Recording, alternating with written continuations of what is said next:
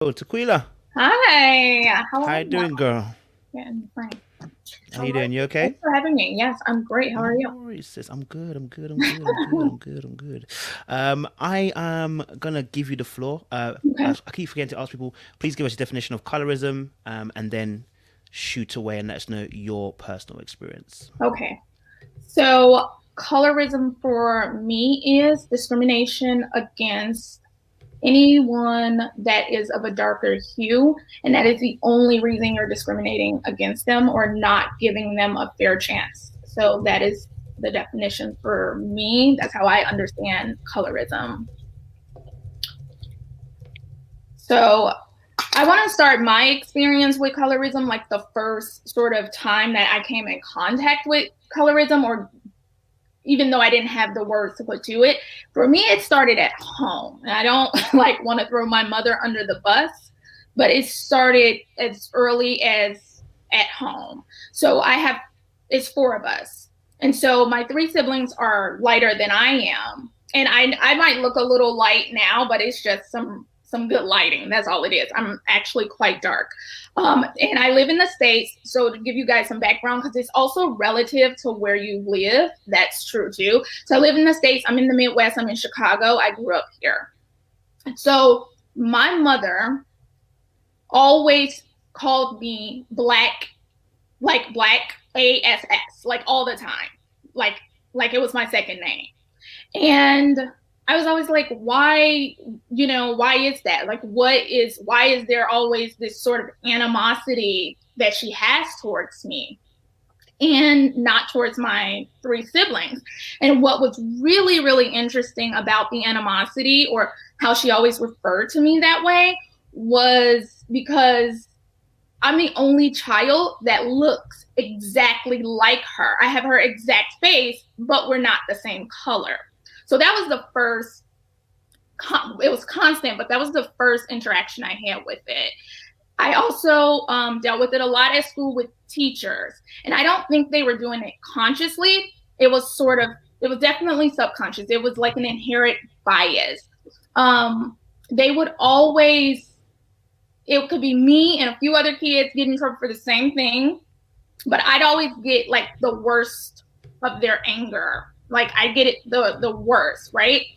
And so I noticed that early on, like straight away. And let me be clear, I went to not a predominantly black school, an all black school. I didn't go to like a school that was kind of mixed. Like, no, my school and like 90% of my teachers were all black.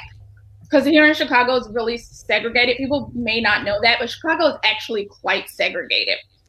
But the funny part of it is I had an aunt.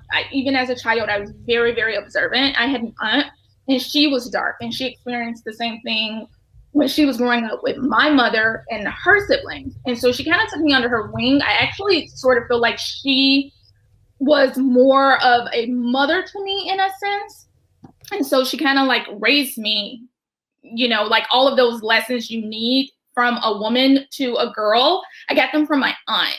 And what I noticed was I thought my aunt was beautiful. I think my mom is beautiful too, but I thought my aunt was beautiful. She was accomplished. She was independent. She always had somewhere to go. She was always busy. And so I kind of modeled myself after that aunt. And I was like, so I didn't have this negative connotation, even though I was experiencing that from my mother.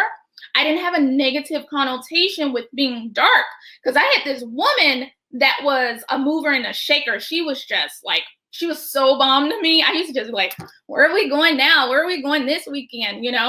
And so I feel like that was the confidence that I needed, that I didn't struggle as hardcore as some of my dark friends did with the same issues. Now, moving into things like cheerleading and dance, you're at school, you want to get on those teams as a young girl. I would never be the first picked or picked at all. And it wasn't because I didn't have the rhythm. It wasn't because I couldn't do the moves. It was simply because I was dark, and most of the teams wanted more of the girls to be of lighter tone. And I would see that over and over. But then moving into like my high school years, and I started to develop as a woman, like, womanly body parts and whatnot. what I noticed was, like one of the women said earlier, I was constantly overly sexualized, like all the time. And I'm like, where is all of this attention coming from? They never wanted to get to know me. It was just all about, you know, my physique, my body, but it wasn't about me. And I'm like, okay, this is weird. And so I remember turning kind of like, once I realized what was happening, I was like, oh no, you're not about to do this to me. And I like cut it off. And so like I literally dated no boys in high school. I was like, no. But there was this one, and it So you got 30 seconds. Sorry, I know you're in flow. okay. Yeah. There was just one, I'll be really quick about it. There was a bet of who could find the most attractive dark-skinned girl. And I overheard them talking about it of a guy I was dating. So yeah, that's pretty much been my experience with colorism. Ooh, my God, that was that ending there, boy. You know, I think I saw that in a TV show once, and I was like a bit stunned by that. But the fact you said it now, I'm kind of makes you a little bit shaky. You know what I mean? It was a fraternity, yeah. My God. Okay. Well, we'll have some time after, so we'll get to ask all the panelists some questions. So I appreciate that. Thank you very much, T. I appreciate it. Thank you. No worries at all.